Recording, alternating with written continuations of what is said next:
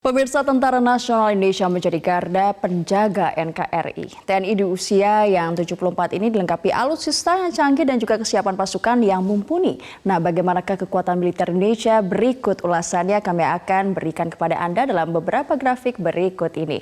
Tahukah Anda pemirsa, Indonesia merupakan urutan ke-16 dari 137 dunia. Pasukannya ada 800.000 orang, ini ada 400.000 yang aktif dan 400.000 lainnya merupakan cadangan. Terbagi dari 3 matra, Anda pasti tahu, TNI Angkatan Darat, TNI Angkatan Laut, dan juga TNI Angkatan Udara. Nah, selanjutnya kita simak pemirsa.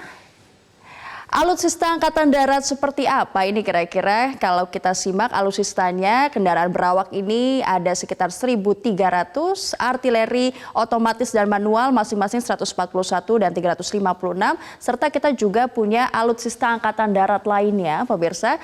Nah, ini dia, tanknya ada berjumlah 315. Selanjutnya kita simak apalagi alutsista Angkatan Darat yang memperkuat ketahanan dan pertahanan Republik Indonesia. Ada proyektor misil yang jumlahnya 36. Selanjutnya pemirsa kita simak apalagi yang menjadi kekuatan pertahanan di Indonesia. Jangan lupa ada juga alutsista, kalau tadi Angkatan Darat, sekarang Angkatan Udara pemirsa. Kita punya helikopter yang jumlahnya 192. Lalu radar dan peluru kendali ini jumlahnya mencapai 16 dan Sukhoi Su atau Su-35 ini kita juga punya sebagai kekuatan pertahanan kita. Next, selanjutnya. Bagaimana alutsista Angkatan Laut? Nah, ini ada beberapa juga yang menjadi penguat dari Angkatan Laut kita. Yang pertama kita punya beberapa jenis kapal. Nah, ini bukan kapal besar biasa, tetapi ada kapal patroli yang jumlahnya 139. Lalu kita punya pangkalan perang. Ayo, ada berapa? Ada 11 jumlah pangkalan perang kita di Indonesia. Tadi juga ada kapal frigate yang berjumlah 8. Lalu pasukan elit TNI juga ada beberapa pasukan elit TNI yang patut Anda ketahui. Ada Kopsus, ini terdiri dari 3 matra yang bergabung menjadi satu dan baru saja dibentuk pada bulan Juli lalu. Ini ada Angkatan Darat, Angkatan Laut, dan Angkatan Udara yang bergabung menjadi satu membentuk suatu kekuatan yang berfungsi untuk semakin memperkuat ketahanan dan pertahanan Republik Indonesia. Ini Kopsus, ada selanjutnya. Nah, Kopassus juga kita punya, Kopaskas juga kita punya, dan Denjaka. Masing-masing dengan fungsinya masing-masing, tetapi tentunya untuk memperkuat kekuatan dari pertahanan dan keamanan di Indonesia. Itulah mengapa disebut dengan nama pasukan elit TNI. Nah, jangan lupa kita juga ada pasukan-pasukan elit lainnya yang juga membantu memperkuat masing-masing wilayah dengan masing-masing keahliannya. Ada Tontaipur, Kopaska, dan Yontaifib. Ya pemirsa, itulah tadi sejumlah gambaran besar sebenarnya bagaimana kekuatan dari tim Angkatan Bersenjata Republik Indonesia yang pada hari ini berulang tahun ke-74. Dan untuk membahas lebih lanjut lagi terkait dengan kekuatan militer Indonesia, nah kita sudah bergabung bersama pengamat militer. Ada Ibu Kony Rakahundini. Selamat siang Bu Kony. Selamat siang dan mohon maaf ya nggak bisa ke studio. Nggak apa-apa, yang penting kita bisa ngobrol-ngobrol. Bu Kony, hari ini genap sudah TNI Angkatan Bersenjata kita 74 tahun. Nah, bagaimana Anda melihat kekuatan militer Indonesia per tahun 2019 kalau dibandingkan dengan beberapa tahun silam? Pertama-tama kita ucapkan selamat ulang tahun dulu untuk TNI. Dan kalau kita tadi dengar pidato Presiden itu sangat sangat penting untuk kita simak. Satu, beliau berbicara tentang pangkalan yang ditambah, sehingga masalah terbesar di TNI hari ini tentang penyerapan para perwira dan pati itu akan bisa terantisipasi. Yang kedua, beliau menekankan tentang menyelesaikan MEF menyambung ke 2024. Yang menurut saya sebenarnya sebaiknya juga nanti di overlap dengan visi poros maritim dunia. Jadi saat minimum essential force konsep sudah mau selesai, visi poros maritim dunia yang mencakup juga dirgantara dan permukaan dunia itu bisa kita hitung, sehingga kesiapan TNI sendiri akan semakin signifikan. Yang ketiga yang paling penting, Presiden itu menekankan teknologi. Tadi disebutkan berapa pentingnya dan tadi kita bisa melihat bagaimana hebatnya memang peralatan kita, juga kemampuan misalnya pasukan Jupiter kita dengan perang udara. Tetapi kita mesti paham bahwa perang hari ini tuh menurut saya juga yang paling parah dan akan dihadapi segera dan nyata adalah perang melalui media communication, which is media sosial. Kalau kita lihat dari teori-teori perang sekarang modern, saya kira TNI juga akan sepakat untuk bagaimana mungkin menyiapkan doktrin baru tentang operasi informasi. Jadi saya rasa kita sudah harus juga menyusun perang informasi seperti apa, lalu kita harus menyiapkan juga urgensi kemampuan. Contohnya begini, misalnya dengan gerakan mahasiswa kemarin, yang kemudian bisa disusupi oleh gerakan-gerakan lain. Kemudian bagaimana ke perlindungan Ofitnas. Saya rasa ini semua kita mesti bersiap-siap selain senjata keras ya, alutsista. Kita juga harus punya kemampuan misalnya propaganda atau political warfare yang bagaimana meng-counter sosial media itu.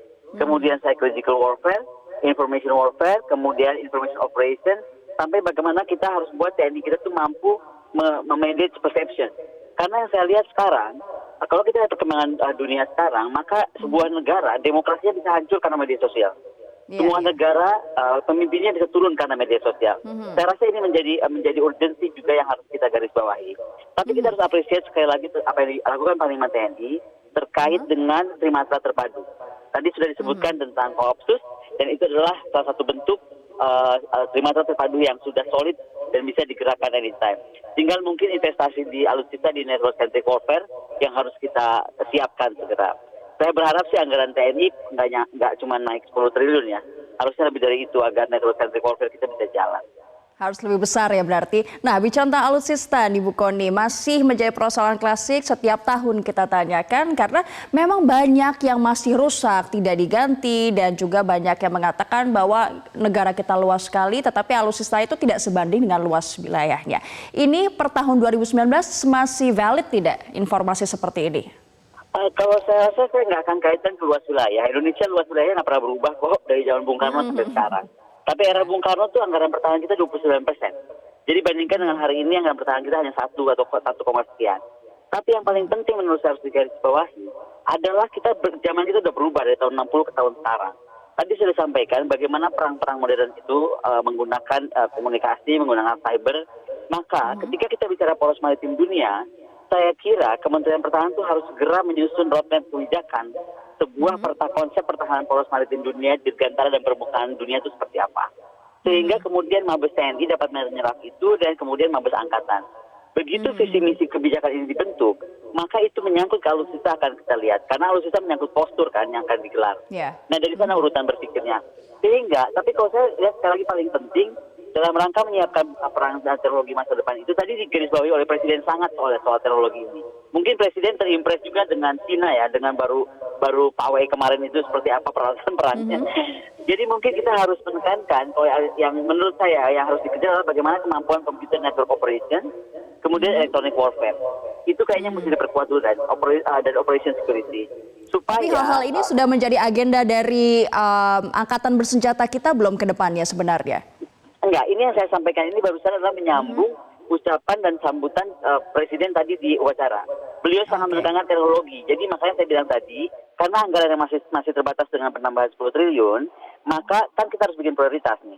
Jadi menurut saya dengan yang kita lihat AGHT nih, ancaman, gangguan, hambatan, tantangan yang paling nyata nih, maka yang mesti disiapkan menurut saya adalah terkait electronic warfare, computer network operations, sama juga psychological dan operation security.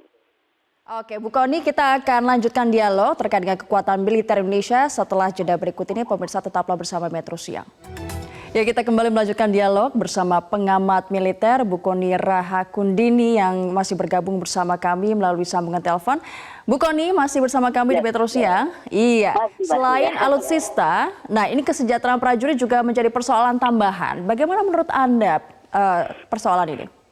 Tadi sih kalau bicara dengan laporan Presiden tadi, pidato Presiden itu menyatakan kok kesejahteraan juga akan semakin ditingkatkan, dan kalau saya sih nggak khawatir itu akan terwujud.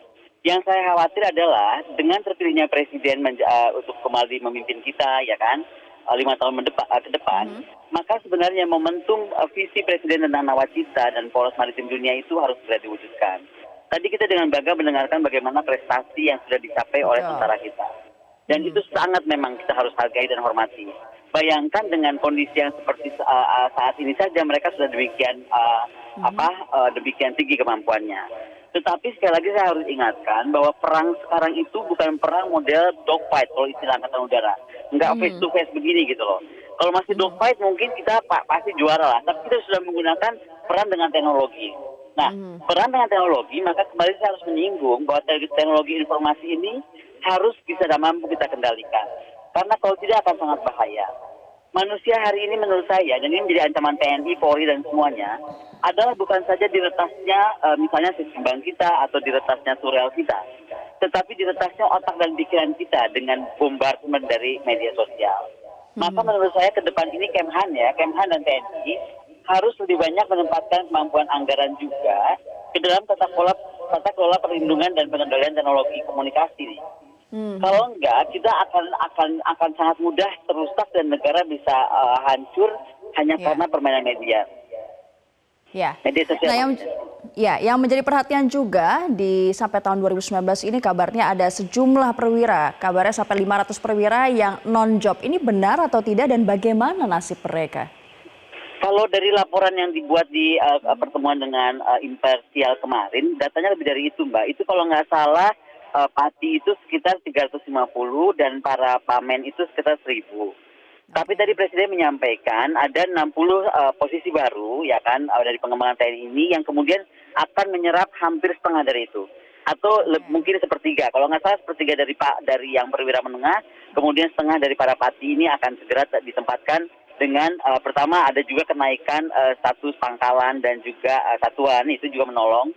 Kemudian dibukanya pangkalan-pangkalan baru. Jadi saya rasa itu ada setengah dari masalah itu akan terselesaikan. Tapi ke depannya ini memang sekali lagi visi poros maritim dunia dan nawacita ini betul-betul harus diimplementasikan. Karena kalau itu betul kita bisa ikuti dan kemudian kita bikin roadmap bagaimana sebuah konsep tentara poros maritim dirgantara dan permukaan dunia itu harus bergerak, yang menurut saya artinya dapat menghampiri ancaman itu dari tempat terjauh dia bisa protek bangsa ini. Maka kemudian saya yakin beres tuh urusan penyerapan tadi itu. Karena tentara kita mungkin harus punya kapal induk mau nggak mau. Nah satu kapal induk aja udah 2.000 orang terserap. Itu sudah hebat sekali kan. Jadi negara sehebat ini harus berpikir memiliki tentara yang sehebat itu. Nggak bisa lagi ngomong, wah ngapain sih punya kapal induk gini. Karena gini loh, abad sekarang itu sudah abad Asia.